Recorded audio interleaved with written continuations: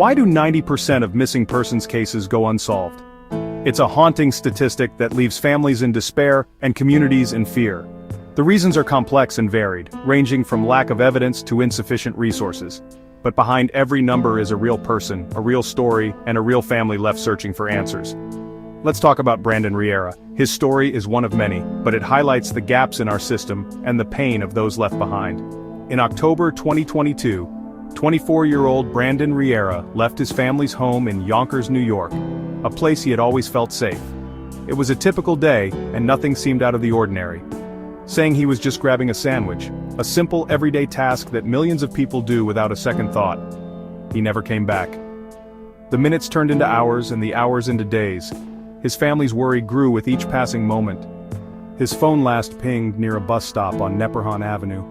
Then silence. It was as if he had vanished into thin air. Initially, the police thought it was voluntary. They assumed he had left on his own accord, perhaps to start a new life or escape some unknown trouble. No Amber Alert, no urgency.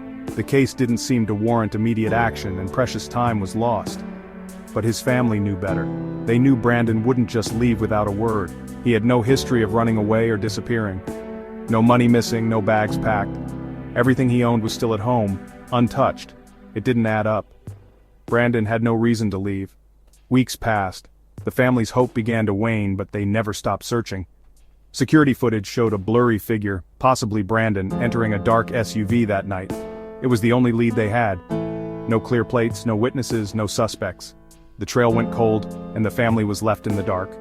By early 2023, the case slipped into inactive status. The police had no new leads, and the investigation stalled. Today, Brandon Riera remains missing. No new leads, no media coverage. His story, like so many others, has faded from the public eye. Just another son, another brother, vanished in the tri-state shadows. This is TriState Files. We aim to bring these stories to light, to give a voice to the voiceless, real people, real stories, and a community that deserves answers.